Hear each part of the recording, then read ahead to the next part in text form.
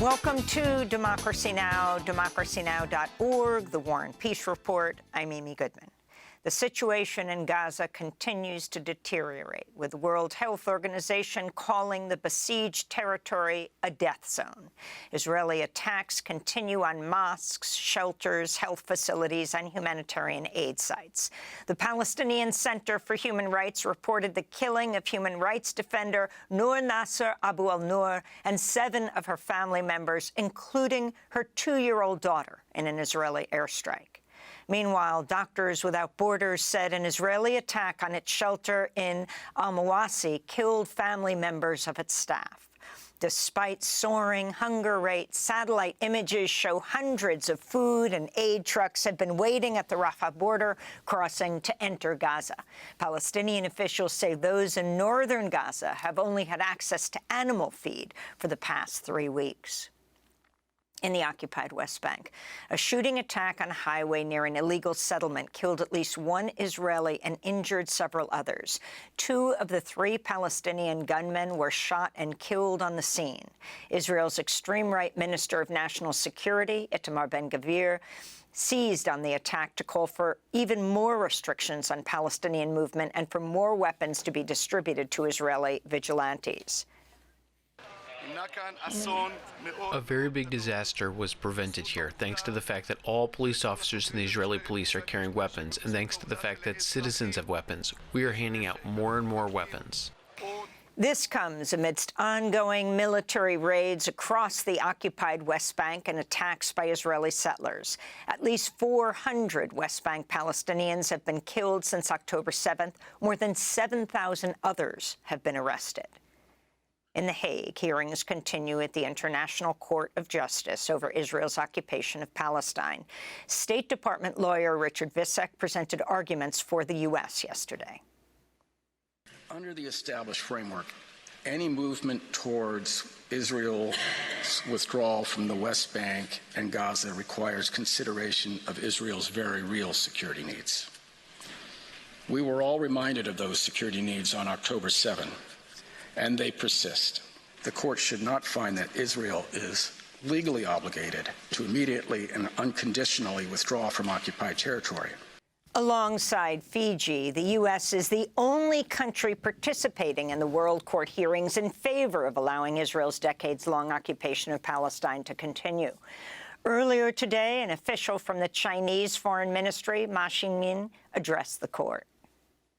In pursuit of the right to self-determination, Palestinian people use force to resist foreign oppression and complete the establishment of an independent state is inalienable right, well founded in international law. President Biden's facing more backlash over his handling of the humanitarian crisis at the U.S.-Mexico border following reports the White House is considering executive action to deny the right to request asylum for migrants who enter through non-official ports of entry. The authority was previously invoked by the Trump administration. In response, Congressional Progressive Caucus Chair Pramila Jayapal said, quote, "Cruel enforcement-only policies have been tried for 30 years and simply do not work. Democrats cannot continue to take pages out of Donald Trump and Stephen Miller's playbook.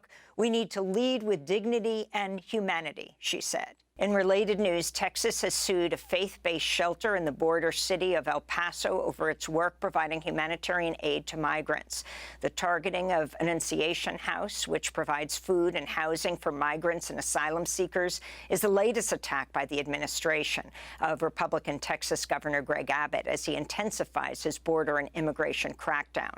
Earlier this month, Republican Attorney General Ken Paxton ordered the group to turn over documents, including personal information on asylum seekers they've assisted. In more immigration news, a court in Washington, D.C. is hearing arguments today in a lawsuit accusing the Biden administration of racial discrimination and rights violations of Haitian asylum seekers. The suit was brought by the Haitian Bridge Alliance in 2021 on behalf of 11 Haitian asylum seekers who describe being abused by U.S. border agents, as more than 15,000 people, mostly from Haiti, were forced to stay in a makeshift border encampment on the banks of the Rio Grande near the Acuña del Rio International National Bridge in Texas. One of the plaintiffs is Mirar Joseph, who was photographed as a Border Patrol agent on horseback, lashed him with split reins, grabbed his neck, and gripped Joseph by the shirt collar. After the assault, Joseph and his family were detained and deported to Haiti. Here in New York, the drug trafficking trial of former Honduran President Juan Orlando Hernandez is underway. Prosecutors accuse Hernandez of ruling Honduras like a narco state as he accepted millions of dollars in bribes from cocaine traffickers in exchange for protection. In the months after his presidential term ended in 2022, Hernandez was arrested, then extradited to the U.S. He was a long-time U.S. ally who received unconditional backing during his 8-year term despite mounting reports of serious human rights violations and accusations of corruption and involvement with drug smuggling. In more news from New York, 2 former members of Malcolm X's security team have revealed details of their entrapment and imprisonment by New York police just days ahead of the 1965 assassination of Malcolm X. Yesterday, one of the 2 men and family members of Malcolm X appeared at a press conference on the 59th anniversary of Malcolm X's murder. This is Benjamin Crump. Why is it 59 years later and they still won't give up the documents of their surveillance on Malcolm X, their reports generated about Malcolm X, and their actions and orders delivered from J. Edgar Hoover himself regarding Malcolm X? We'll have more on this story later in the broadcast. We'll be speaking to attorneys Benjamin Crump and Flint Taylor. President Biden announced another $1.2 billion in student loan debt cancellation for over 150,000 borrowers. The move will benefit those who took out $12,000 or less in loans and have been making repayments for at least 10 years. The Biden administration's canceled $138 billion in student loans for some 3.9 million people. Last year, the Supreme Court threw out Biden's plan to erase over $400 billion in federal student debt. New York City's queer and transgender community is demanding an apology after the Archdiocese of New York condemned the funeral of late transgender leader Cecilia Gentili held at St. Patrick's Cathedral last week. Some 1,500 people gathered at St. Patrick's to pay tribute to Gentili, a beloved activist, author, and actor who dedicated her life to fighting for the rights of sex workers, LGBTQ+, and immigrant communities. This is Cayenne Dorschau, community leader and founder of Glitz, Gays and Lesbians Living in Transgender Society, responding to the recent attacks by the church. So what they're not telling you, the transparent Catholic diocese, is that canon law was her right to a free and equal funeral. She was not giving that. It was cut. We heard it on the mics. The world needs to know. Cecilia's legacy, if I have to say anything, was her work. And without her work, a lot of kids would have failed. They would have died. They would have been on the side of the road. My work is about saving people, sustaining people, getting people in college, in schools, in housing. Is the Catholic Diocese doing that? Is the Catholic Diocese creating better people to be better leaders, to be better icons? Because we are doing that as a community.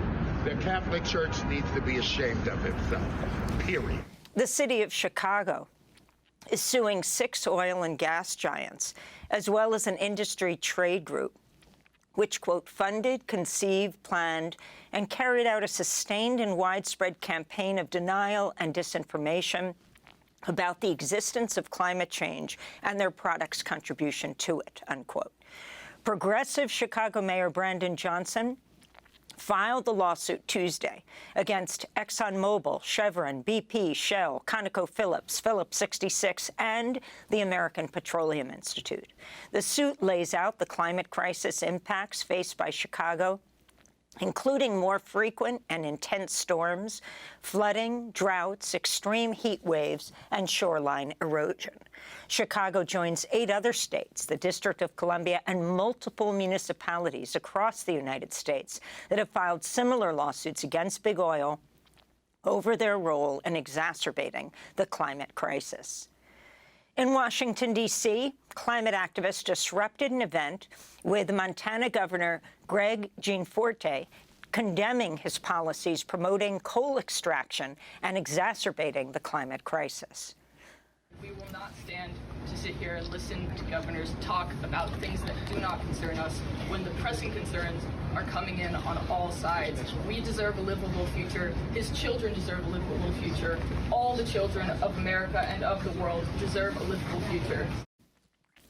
The Montana governor was forced to leave the event after the activists took to the stage. Among other things, Governor Gianforte enacted a law last year barring Montana from calculating the climate impacts of major projects. And in Avalon, Mississippi, a fire burned down the Mississippi John Hurt Museum Wednesday, just hours after it received landmark status. The museum honors country blues singer and guitarist John Hurt and was one of the last sites marking the town's history as a formerly all-black community. Authorities are investigating the fire, which the Mississippi John Hurt Foundation blamed on arson.